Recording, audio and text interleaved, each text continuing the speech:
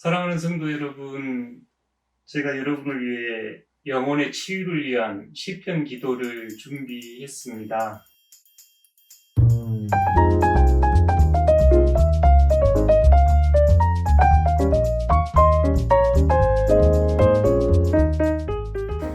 지난 몇 개월간 시간을 쪼개서 이 작업을 했는데요. 이 작업을 한 가장 근본적인 이유는 코로나19 시대를 살아가면서 어떻게 하면 좋을까? 어떻게 우리가 이 시대를 극복하고 새로운 시대로 전환할 수 있을까? 생각하면서 말씀과 기도에서 출발하고 싶었습니다. 특별히 시편은 기도 학교, 가장 완벽한 기도, 또 예수님의 기도라고 이름이 칭해져 있지요. 그래서 시편으로 여러분에게 기도할 수 있도록 이 교재를 준비했습니다. 저에게 시편으로 기도드린 경험들이 좀 있는데요. 시편 104편을 기도하면서 예수님께서 얼마나 쾌활하셨고 즐거우셨던 분인가 경험했던 시간이 좀 있었습니다.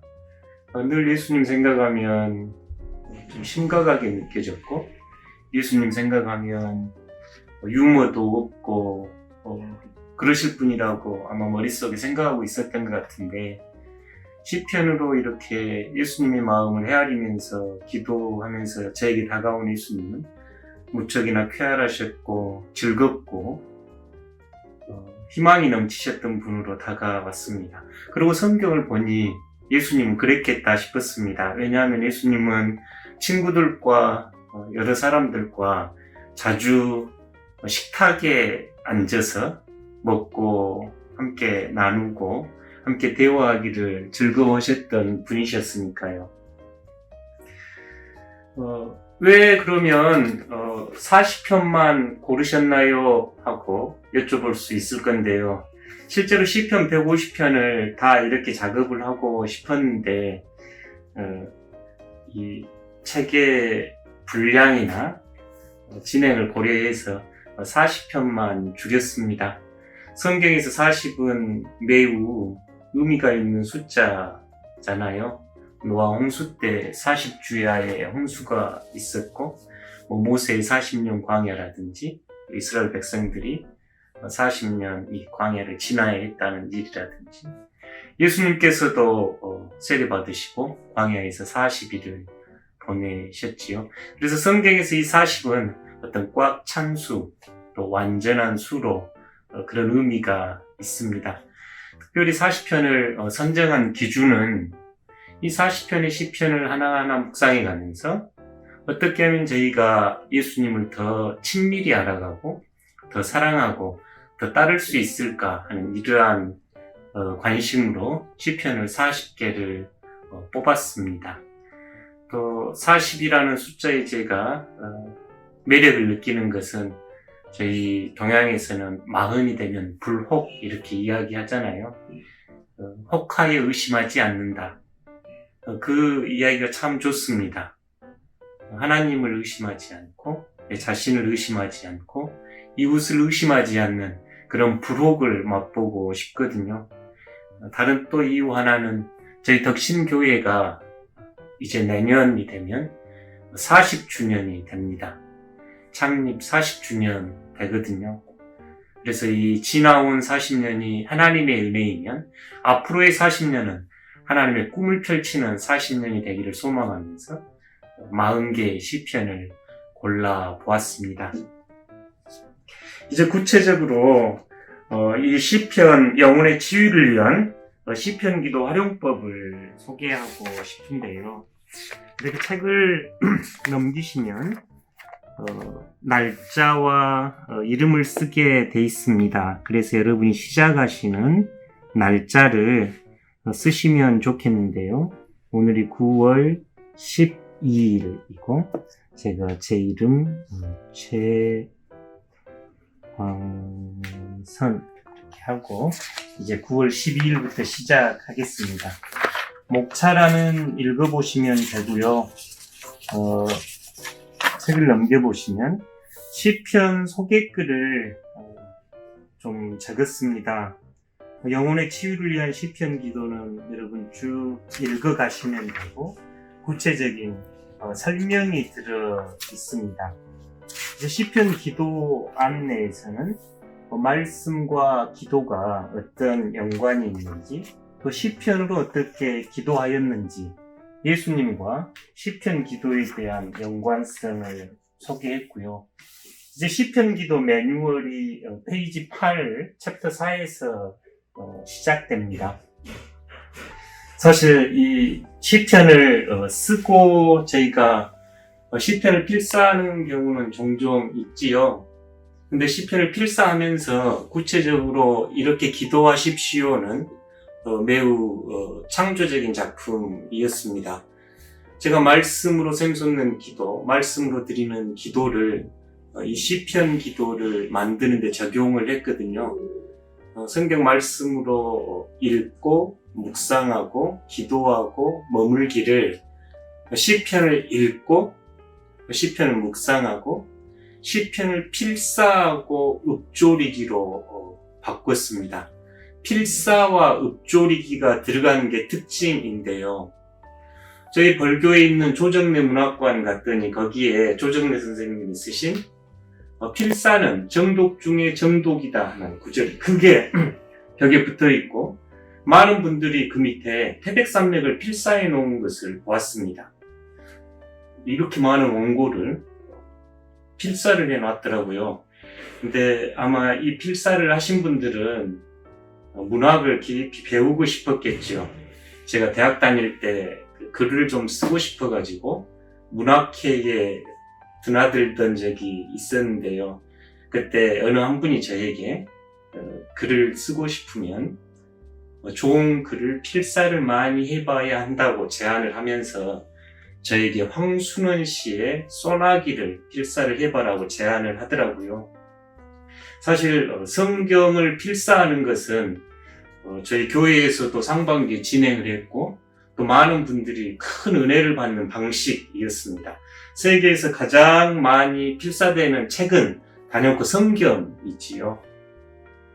근데 저희는 필사에서 머물지 않고 읽고 묵상하고 필사하면서 한 말씀을 받고 싶습니다. 마치 백부장이 종을 위하여 주님께 청합니다. 주님, 한 말씀만 해주십시오. 그럼 저의 종이 낫겠나이다. 이런 바람처럼 시편을 읽고 묵상하고 필사하실 때 주님 저에게 한 말씀만 해주십시오. 그러면 제가 낫겠나이다. 전체 다도 좋지만 이 한 말씀을 가슴에 품고 침묵 안에서 주님 앞에 머물러 있는 것이 중요합니다. 그 한 말씀을 가만히 읊조리시면서 기도의 자리에 머물러 계십시오. 내가 많은 기도를 할 수 있겠다 싶지만 내 안에 계신 주님께서 기도하시고 제가 참여하는 기도입니다. 침묵 가운데 그 한 말씀을 조용히 읊조리시면 하나님께서 내 안에서 일하시고 하나님께서 나를 더 깊은 기도로 인도해 가시는 경험을 하실 수 있을 겁니다. 전체 기도는 40분에서 50분, 좀 더 넉넉하게 쓰시고 싶은 분은 1시간 정도 쓰시면 되겠는데요. 기도가 끝나면 잠깐 자리를 옮기셔서 차를 마시거나 커피를 마시면서 기도를 돌아보면 좋습니다. 기도 중에 맛본 기쁨, 기도 중에 맛본 어려움, 기도 중에 내가 붙들고 기도했던 그 한 말씀, 이 세 가지를 정리해 보면 좋겠고요. 그 한 말씀은 이제 기도의 자리를 떠나서도 하루 종일 읊조려 보면 좋겠습니다. 제가 시편 묵상하고 이 기도를 준비하면서 가장 가슴에 남는 한 말씀은 주님은 나의 피난처이십니다. I take my refuge in God, 영어로 이렇게 쓰여 있던데요. 그 말씀이 참 좋았습니다. 코로나19로 어렵고 힘든 이 시간 내가 주님께 피합니다. 내가 주님을 의지합니다. 이 시인의 고백은 저의 고백과도 같았습니다. 그 한 말씀을 종일 이렇게 읊조리면 큰 은혜를 맛볼 줄 믿습니다. 그럼 구체적으로 이 시편 기도의 실제를 소개하겠습니다. 페이지를 이렇게 오시면 저희가 유튜브를 통해서도 활용하고 있는데요. 가장 먼저 시편, 그날 읽게 될 시편에 구체적인 소개가 나와 있습니다. 머리글처럼 이 시편은 어떤 내용입니다 하고 알 수 있고요. 그 다음 페이지를 넘기시면 이제 시편이 쓰여 있는데요. 가만히 여러 번, 최소한 서너 번 읽으면 좋겠습니다. 시편은 시이기에 되게 문장이 짧거든요. 여러분 보시면 제가 시의 운율에 따라 시편을 이렇게 줄 바꾸기를 계속 시도했습니다. 시편 안에는 평행법이라고 하는 문학기법이 들어있거든요. 그래서 시의 운율에 따라 제가 줄을 나누고 이 시를 배치를 했거든요. 그래서 가만히 읊조리시면서 여러 번 읽으시면 좋겠습니다. 읽다가 마음에 와 닿는 구절이 있으면 그대로 눈을 감고 그 말씀 앞에 머물러 있어도 충분히 좋은 구절입니다. 어느 정도 충분히 시간을 보내신 후에 이제 그 옆에 보면 필사 부분이 있습니다. 자유롭게 여러분 써나가시면 되는데요. 숙제하듯이 빨리빨리 쓰지 마시고 한 소절 한 소절 읽으시면서 복 있는 사람은 쓰고 이 자체가 충분하면 펜을 놓고 멈춰도 됩니다. 제가 부탁드리고 싶은 것은 숙제하듯 쓰지 마시고 충분히 말씀 앞에 머물러 보십시오. 복 있는 사람은 악인들의 꾀를 쫓지 않고